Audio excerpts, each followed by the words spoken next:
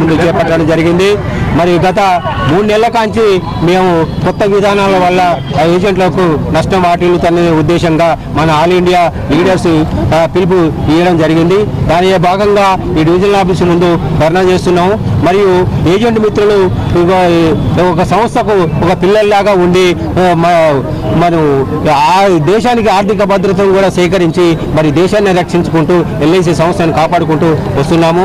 మరి ఈరోజు కొత్త విధానం వల్ల ఏజెంట్లకు నష్టం వాటిల్లుతున్నది. మరి క్లాబ్యాక్ అని ఒక దాన్ని తీసుకురావడం జరిగింది. క్లాబ్యాక్ అనేది 3 సంవత్సరాలు 2 సంవత్సరాలు కానీ 1 సంవత్సరం కానీ కట్టినాక అతను అనివార్య కారణాల వల్ల క్యాన్సిల్ చేసుకుంటే ఏజెంట్కి ఇచ్చిన కమిషన్ కూడా వాళ్ళు సంస్థ తిరిగి తీసుకోవడం జరుగుతున్నది. అది ఎంతో ఏజెంట్లకు నష్టం వాటిల్లుతున్నది. మరి అదేవిధంగా మరియు పాలసీల మీద కూడా 18% GST పెంచి పాలసీ హోల్డర్లకు భారంగా మోపడం జరిగింది. మరి దాన్ని కూడా వ్యతిరేకిస్తున్నాము. మరి మేము ఆల్ ఇండియా లెవెల్లో ఆల్ ఎంపీలకు కూడా మేము లెటరు మెమోరాండం ఇవ్వడం జరిగింది. మరి మేము రాబోయే రోజులలో మా కోరికలకు మా హక్కులను సాధించుకోవడానికి మేము కృషి చేస్తున్నాము. మరియు ఆల్ ఇండియా లెవెల్లో మరి ఎంపీలందరూ కూడగట్టుకుని 40 మందితో జంతర్ మంతర్లో కూడా మేము ధర్నా కార్యక్రమం చేపట్టడం జరుగుతుంది మా లీడర్స్ పిలుపు మేరకు.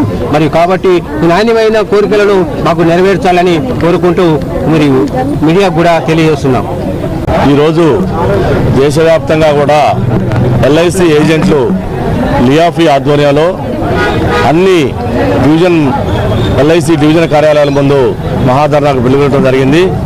ఈ ధర్నా కార్యక్రమం ఉద్దేశం ఏంటంటే గత కొన్ని నెలల నుంచి కూడా LIC యాజమాన్యం కానివ్వండి, IRDA కానివ్వండి, కేంద్ర ప్రభుత్వం కానివ్వండి, ఈ ముగ్గురు కూడా కలిసి LIC ఏజెంట్ల మీద అనేక రకమైనటువంటి ఆంక్షల్ని విధించడం జరిగింది. క్లాబ్యాక్ అనేటువంటి ఒక మహాభూతాన్ని మరి LIC యాజమాన్యం మరి ఏజెంట్ల మీద రుద్దడం జరిగింది. అదేవిధంగా నాకు గతంలో ఉన్నటువంటి కమిషన్ని కూడా తగ్గించడం జరిగింది.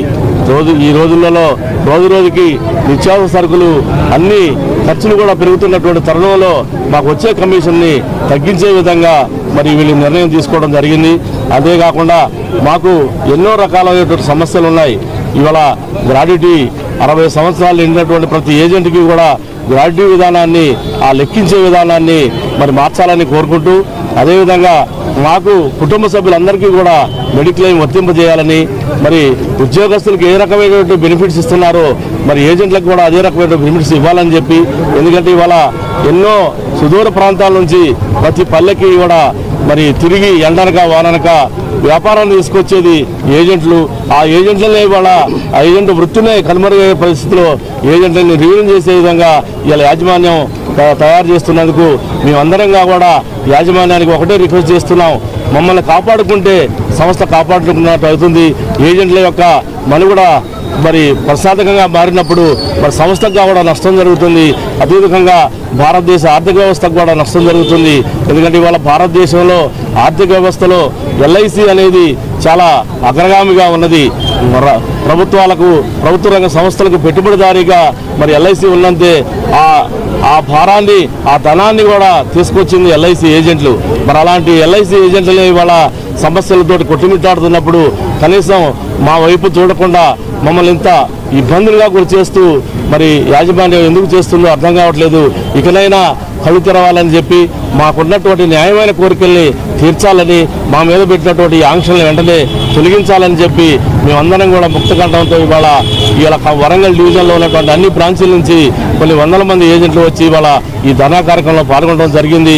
కాబట్టి మీడియా వారి ద్వారా కూడా మేము మరి ప్రభుత్వం వారికి కూడా వినవించుకుంటున్నాం, మా సమస్యలను పరిష్కరించాలని కోరుకుంటున్నాం.